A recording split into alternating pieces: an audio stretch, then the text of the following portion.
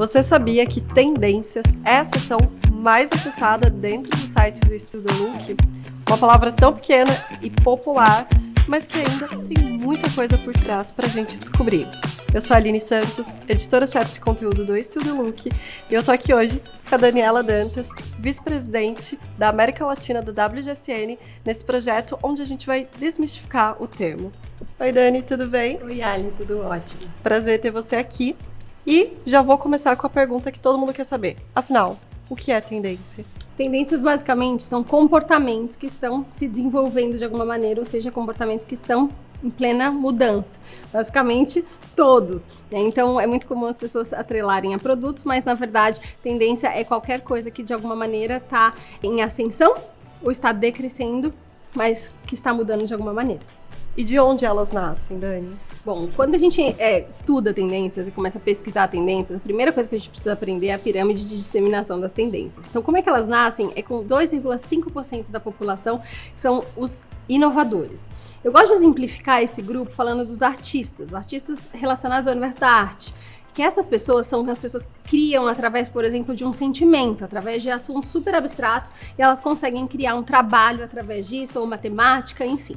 Normalmente, quando os inovadores fazem uma criação, soa bem estranho para o resto da população que não está dentro desse grupo de 2,5% das pessoas. Então, a gente precisa de pessoas que consigam digerir um pouco aquilo, aquele tema, aquela estética, ou enfim, aquele comportamento ali, para que comece a ser disseminado. E aí, o segundo grupo a gente chama de early adopters, que são as pessoas que adotam muito cedo essas tendências, que conseguem entender, por exemplo, esses artistas, o que eles estão falando, e conseguem deixar aquilo um pouquinho mais palatável para todos nós. Essas pessoas são essenciais para que os influenciadores e as celebridades, por exemplo, consigam pegar e entender esse comportamento, deixar ainda mais de fácil entendimento, e aí sim, eles sim têm um papel muito importante no processo de disseminação.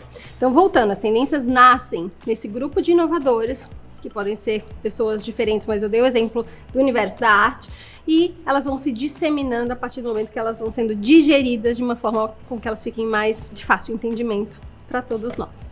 Demais. E a gente vê diversas tendências nascendo, como a vida no campo, que de repente surgiu o cottagecore, e aí a gente tem todas essas estéticas core. E a mais recente delas, Barbiecore, que tá super em alta. O Barbiecore, ele vem, a gente fala muito da estética, né, do total pink, do mood rosa, que é muito ligado a essa nova estética, mas existe algo por trás. Quando a gente estuda tendências, a primeira coisa que você tem que entender é que elas nascem de 2 pontos aqui.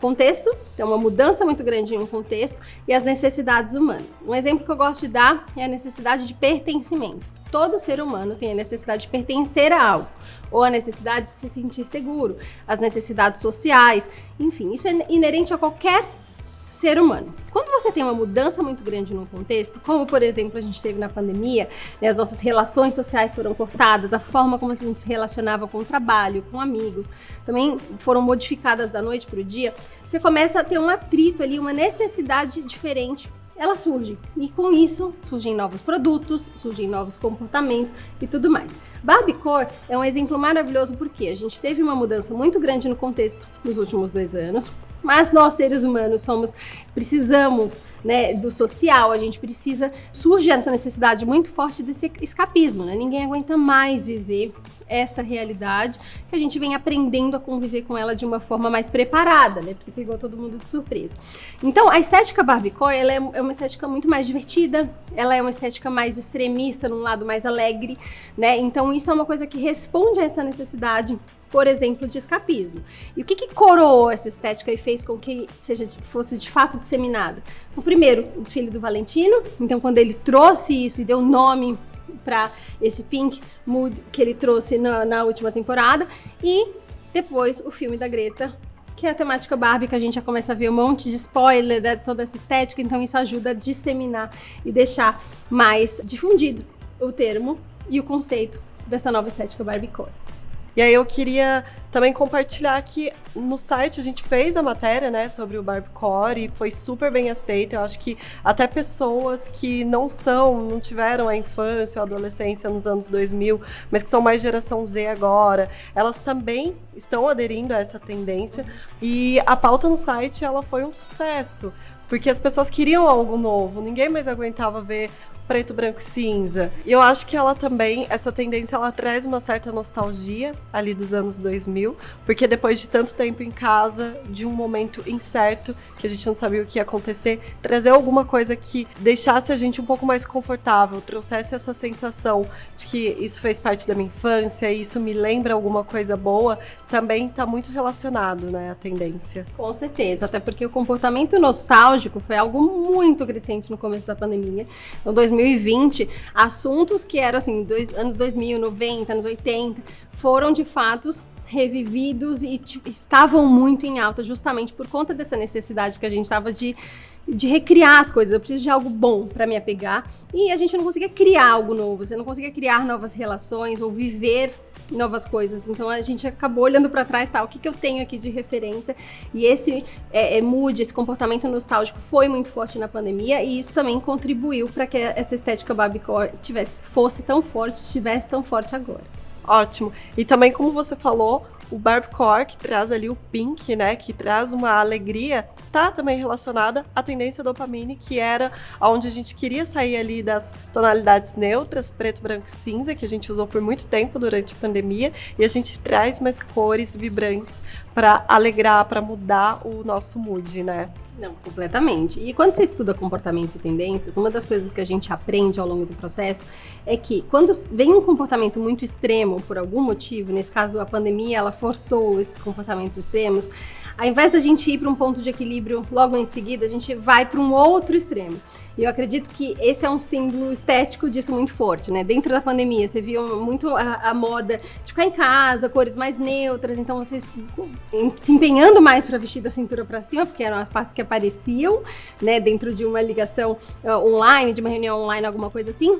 E aí, ao invés de ir para um ponto de equilíbrio e adicionando cor, enfim, voltando ali para a normalidade, a gente vê estéticas como a Barbiecore se fortalecendo cada vez mais, mas justamente por essa necessidade de assim, não, agora eu preciso de algo completamente diferente, e provavelmente nosso próximo passo vai ser algo muito mais equilibrado, juntando esses dois universos que a gente viveu recentemente. E conta pra mim, qual é o papel dos influenciadores e das celebridades na disseminação e na criação dessas tendências? Perfeito. Então, como eu te falei, a criação dessas tendências é bem vinculada aos inovadores, que é uma parte muito pequena da população.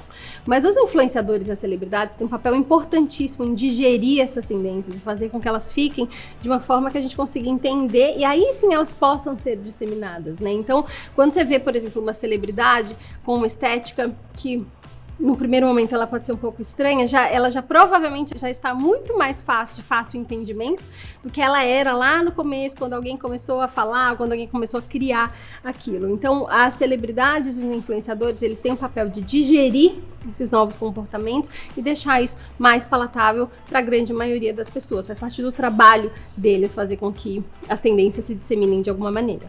Eles acabam treinando o olhar que às vezes as pessoas não entendiam que elas queriam aquilo, mas eles vão lembrar, a celebridade usou aquilo, a influenciadora está usando aquilo, então aquilo é uma tendência, né? Exato, e eu acho que como seres humanos, a gente tem um processo de criar hábito, por exemplo. Começo é estranho, é difícil, mas depois de um tempo com consistência, fica normal e você consegue encaixar aquilo dentro de uma rotina.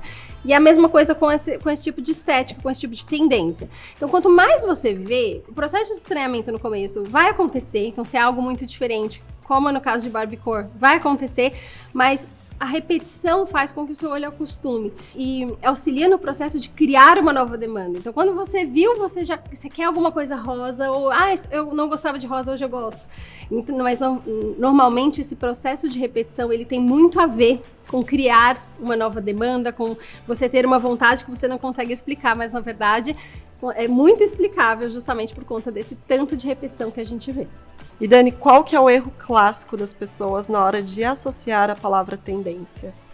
Bom, o erro clássico e recorrente é quando as pessoas usam a palavra tendências para vincular apenas um segmento ou até mesmo a um produto específico. Então, muita gente chega e fala assim, eu não quero falar de tendências hoje, eu quero saber quais são os comportamentos que estão em evidência, enfim, isso é tendência. Então, o conceito de tendência, ele é muito mais abrangente do que necessariamente só um produto. E eu gosto de dar vários exemplos de mercados diferentes, justamente para desmistificar essa relação da palavra, principalmente com o mercado de moda.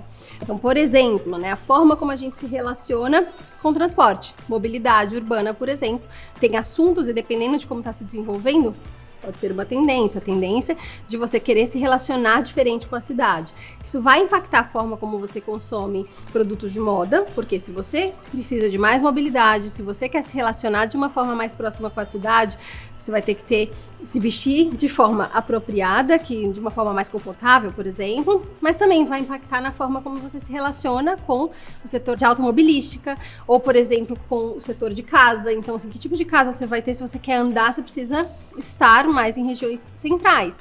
Então, enfim, é um comportamento e uma necessidade, uma tendência que vai impactar a forma como você consome no futuro. Mas o consumo, ele é o fim do ciclo. Tudo começa com o contexto, a necessidade humana, um comportamento que muda e aí sim vem os novos produtos, novos desejos e esse é o fim do ciclo de tendências. Demais. E agora a gente já pode perceber que tendência, uma palavra que tem muita coisa por trás e que a gente pode aprender cada vez mais, né? Eu amei o nosso papo. Ainda tem muita coisa para falar, mas por hoje a gente fica por aqui. Obrigada, Dani. Foi um prazer. Muito obrigada, Ali. Eu que agradeço. Foi ótimo.